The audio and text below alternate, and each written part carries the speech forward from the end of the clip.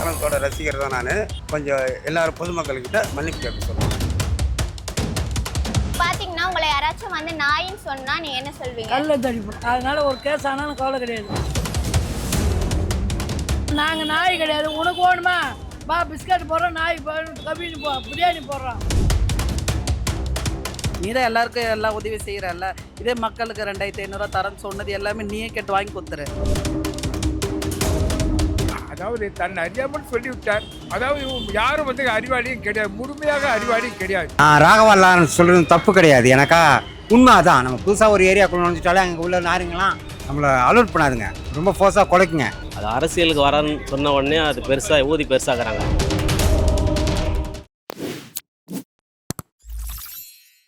இப்போ உங்களை யாராச்சும் நாயின்னு சொன்னா உங்க ரிப்ளை என்னவா இருக்கும்? நாயின்னு சொன்னா கண்டிப்பா கோவம் வரதாங்க செய்யும். இப்போ ஒரு ஆக்டர் ராகவா லாரன்ஸ் அவர்கள் வந்து முன்னாடி அரசியலுக்கு வரலாமா சொல்லி மக்கள்கிட்ட பர்மிஷன் கேட்டிருந்தாரு. அதுக்கப்புறம் ஒரு ப்ரெஸ் மீட்ல இந்த மாதிரி வந்து உதாரணத்துக்காக நாய்க்கு பிஸ்கெட் போட்டால் அமைதியா இருக்கும், சில நாய்களுக்கு பிரியாணி போட்டால் அமைதியா இருக்கும்னு சொல்லியிருக்காரு. அதை பத்தி உங்க கருத்து என்ன? நாயின்னு சொல்றதே முதல்ல தப்பான விஷயம் தான். மற்றபடி இதை பத்தி கருத்து சொல்றதுக்கு ஒன்றும் இல்லை, அது தப்பான விஷயம் தான். நம்ம அவங்களோட படங்கள் பார்க்கறதுனால தானே அவங்க பெரிய ஆள் ஆகுறாங்க, நம்மள நாயின்னு சொல்லலாமா? முதல்ல நம்மளை திருத்திக்கணும்ல. நம்ம வேலையை நம்ம ஒழுங்கா பார்த்தோன்னா இதெல்லாம் நமக்கு நடக்காதுல்ல. அவங்க படத்தை வந்து பாருங்கன்னு அவங்க வந்து பேட்டி கொடுக்கலையே, நம்ம தானே போய் பார்க்குறோம். அதே ப்ரொமோஷன்ஸ் பண்றாங்களே படத்தை வந்து பாருங்கன்னு, ப்ரொமோஷன்ஸே ஒரு பாருங்கன்னு சொல்றதுக்கான ஒரு இதுதானே. அந்த அட்வர்டைஸ்மெண்ட்டுக்கு மயங்கி போகிறது நம்ம தானே. முதல்ல நம்மளை திருத்திக்கணும், அதுக்கப்புறம் தான் நம்ம அடுத்தவங்களை திருத்த முடியும். எனக்கு ரொம்ப அதிகமாக கோவம் வரும். ரெண்டாவது, நான் என்ற வார்த்தையை வந்து அவர் வந்து சொன்னது ரொம்ப தப்பு. லாரன்ஸ் சாருக்கு மேலே ரொம்ப நான் மரியாதை வச்சுருக்கேன். அது எதனாலன்றதுனா மக்களுக்கு சேவை பண்ணுவார், எல்லாம் பண்ணுறாருன்னு சொல்லிட்டு ஒரு மரியாதை எனக்கு இருக்குது. ரொம்ப பிடிக்கும் லாரன்ஸ் சாரை. ஆனால் இந்த வார்த்தை அவர் பேசக்கூடாது. பிஸ்கெட்டு போட்டால் இல்லைனா பிரியாணி போட்டா மக்கள் வந்து இதுவாங்கன்றத அவர் சொல்லாமல் சொல்லியிருக்கார் இந்த வார்த்தையை. அதனால் அவர் தப்பு தான். அவர் தயவுசெய்து மக்கள்கிட்ட மன்னிப்பு கேட்கணும். அது என்னோட சார்பாக இல்லை, பொதுமக்கள் சார்பாக நான் அவரும் மன்னிப்பு கேட்கணும். லாரன்ஸோட ரசிகர் தான் நான். லாரன்ஸ் சார்கிட்ட கொஞ்சம் எல்லாரும் பொதுமக்கள்கிட்ட மன்னிப்பு கேட்க சொல்லுங்கள். இப்போ விஜய் அவர்கள் வந்தால் வந்து 2500 ரூபாய் கொடுக்குறேன்னு சொன்னாங்க, 200 யூனிட்ஸ் ஃப்ரீயாக கொடுக்குறேன்னு சொன்னாங்க, 6 சிலிண்டர் கொடுக்குறேன்னு சொன்னாங்க. இதெல்லாம் உங்கள் வீட்டுக்கு வந்துடுச்சா? இன்னும் வரலை, இனிமேட்டு வரும். 6 மாதத்துக்குள்ளே பண்ணுறேன்னு சொல்லியிருக்காரு. கண்டிப்பாக நடக்கும். ஆண்டவர்கிட்ட தான் இருக்குது. இப்போ எல்லா இடத்துலையும் கரண்ட் போகுது அப்படின்னு சொல்கிறாங்களே, அதை பற்றி உங்கள் கருத்து என்ன? என்னை பொறுத்த வரைக்கும் இன்னும் அவர் ஆட்சியில் வந்திருக்காரு. இப்போ தான் இதுக்கு மீறி வந்து எல்லாத்தையும் சரி பண்ணுவார். ஏன்னா அவரை முதல்வராக நாங்கள் தேர்ந்தெடுக்கோம். ஜோசப் சாரை, விஜய் சாரை. அவர் கூட சீக்கிரம் நான் பொதுமக்களுக்கு நல்லது பண்ணணும். 6 மாதன்றதில்ல, சீக்கிரம் பண்ணிடுவார். 2 மாதத்துக்குள்ளே பண்ணிடுவார். பார்த்தீங்கன்னா உங்களை யாராச்சும் வந்து நாயின்னு சொன்னால் நீங்கள் என்ன சொல்வீங்க? கல்ல தடிப்போம். அவங்கள கல்லெடுத்து அடிப்பீங்க. அதனால ஒரு கேஸ் ஆனாலும் கவலை கிடையாது. அவர் வரத்தாவலம்மா நாய்ங்க தான் பிஸ்கட் கேட்குதுல்ல, ஏன் வராத. நான் என்ன சொல்கிறேன்னா, அவங்கவுங்க மனசுக்கு இதுவா நீ நல்ல எண்ணெய் வச்சு நீ ஒரே இதுவிலே இருக்கணும். நீ இங்கேயும் அங்கேயும் மாறினா அப்படி தான் பேசுவாங்க ஜனங்க. அவங்களுக்கு அதனால நாய் பிஸ்கட் கேட்டால் நாங்கள் பிரியாணி இல்லாத உங்களை கேட்குறாங்க. நாங்கள் நல்ல பிரியாணி வாங்கி நாங்கள் சாப்பிடுவோம். நாங்கள் சோத்துக்கு தண்ணிக்கல பூ விற்கிறோம், ரோட்டில் இருக்கிறோன்ற அவசியமே கிடையாது. நாங்கள் நாய் கிடையாது. உனக்கு வேணுமா வா பிஸ்கட் போடுறோம், நாய் கபினி பிரியாணி போடுறோம் அன்ட்டு நாங்கள் சொல்லுவோம். நாங்கள் திருப்பி சொல்லுவோம், வாங்க நீங்கள் பெரிய ஆளாக இருந்தோம் இந்த இருக்கோம், நாங்கள் போடுறோம் பிஸ்கட் பிரியாணி. இப்போ அவங்க படங்களே நம்ம இருக்கிறதுனால தானே ஓடுது, அப்போ நம்மள நாயங்கன்னு சொல்லலாம். அப்புறம் எப்படி ஓடும்? வீர துணி தான் மடிச்சு போட்டுக்கணும். அவர் எங்கே இந்த பிஸ்கட் பிரியாணி போடுவார்? அது சொல்ல மக்கள் வந்து வெறுத்துட்டாங்கன்னு வச்சுக்க, யாருமே படம் பார்க்க மாட்டாங்க. இப்போ வந்து விஜய் அவர்கள் ஆட்சிக்கு வந்ததுக்கு அப்புறம் 200 யூனிட்ஸ் கரண்ட் ஃப்ரீயாக கொடுக்குறேன்னு சொன்னாரு. உங்களுக்கு வருதா இபி பில்? அப்படி நான் வந்து வாடகைக்கு இருக்கிறேம்மா, அது வீட்டுக்காரமாக தான் சேரும். நம்மளுக்கு அவங்க இஷ்டப்பட்டு விட்டால் தான் விடுவாங்க. வாடகைக்கு இருக்கிறதுனால அவங்க தான் எடுத்துப்பாங்க. சொந்த ஊட தான் அது எனக்கு சேரும். 6 சிலிண்டர் கொடுக்குறேன்னு சொன்னாரு, எப்போ கொடுப்பாருன்னு நினைக்கிறீங்க? இன்னும் வரலையே. வந்தால் தான் மக்கள் வந்து சந்தோஷப்படுவாங்க. ஏன்னு கேட்டியா, என்ன மாதிரி எத்தனையோ ஜனங்க வந்து எதிர்பார்க்குதுங்க. இப்போ நாங்கள் குடும்பத்தை தள்ளிடுவோம், அதுங்களாம் இதே நம்பி இருக்குது. கொடுப்பாருன்ட்டு தான் நம்பி ஓட்டு போட்டாங்க. அவங்களுக்கெல்லாம் கொடுக்கட்டும், எல்லாருக்கும் கொடுக்கணுன்ற ஆசை தான் எனக்கு. இப்போ 2500 ரூபாய் கொடுக்குறேன்னு சொன்னாங்க, இந்த 15ஆம் தேதி 1000 ரூபாய் கொடுத்தேன்னு சொன்னாங்க. உங்களுக்குலாம் வந்துச்சா? 1000 ரூபாய் வந்தது. 2500 ரூபாய் எப்போ கொடுப்பாருன்னு இந்த நினைக்கிறேன்? மாதம் கொடுப்பாரு. அடுத்த மாதம் கொடுப்பாரு. சொன்னதை செய்தால் தான் மறு நிமிஷம் மண்தால நினைப்பாங்க ஜனங்க, இல்லைன்னா மறு நிமிஷம் தூக்கிடுவாங்க. யாராக இருந்தாலும் சரி, நான் கூட சொன்னதை செய்தால் தான் என்னை மதிப்பாங்க. லாரன்ஸ் வர வேண்டிய வேலையே இல்லை. விஜய் கூடலாம் சேர வேண்டியது. தனியாகவே அவங்கவுங்க ஆட்சி பண்ணால் தான் அப்போ தான் அவங்க என்ன செய்கிறேன்னு சொன்னது செய்வாங்க மக்களுக்கு. பார்த்தேன் நேற்று நியூஸ் எல்லாம் நிறைய இதில் வந்தது. அது சொன்னது ரொம்ப தப்பு தான். அப்போ வந்து எல்லா நாய்க்கும் பிஸ்கெட் போட்டால் அமைதியாகிடும், பிரியாணி போட்டால் இதாகிடுன்னு. அப்போ இவ்வளோ நாளாக வந்து அவர் மேலே இருந்த மரியாதை வேறு, அவர் மேலே இருந்த பார்வை வேறு. ஆனால் இப்போ வந்துட்டு இப்போது ஒரு பொதுமக்கள் மேலே எப்படி வைக்கிறாரு கருத்தை.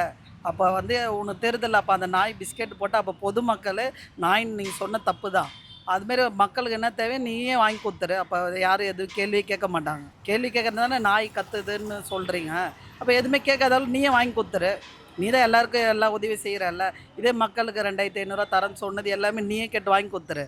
அப்போ மக்கள் எல்லாரும் அமைதியாக இருப்பாங்க, எந்த நாயும் குலைக்காது, எல்லாமே வாலாட்டின்னு இருக்கும். இப்போ திரும்ப அவர் வந்து அரசியலுக்கு வரேன்னு சொல்லியிருந்தாரு. அப்போ எல்லாருமே ஆதரவு கொடுப்போம்னு சொல்லியிருந்தாங்க. இந்த விஷயத்துக்கு அப்புறம் அவருக்கு நிறைய நெகட்டிவிட்டி வந்திருக்கு.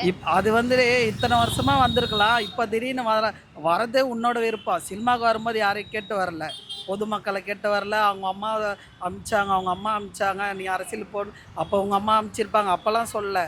இது வந்து தேவையில்ல. அது உனக்கு அரசியல் வர விருப்பம்னா வந்துட்டு போ. எவ்வளோ பேர் வராங்க, ஏன்னா மக்கள் பொது இது உரிமை. அதுமாரி வந்துட்டு போ. அது விட்டு பொதுமக்கள் நீங்கள் என்ன சொல்கிறீங்க கருத்து, நாங்கள் வர வேணான்னா வராமல் இருப்பியா?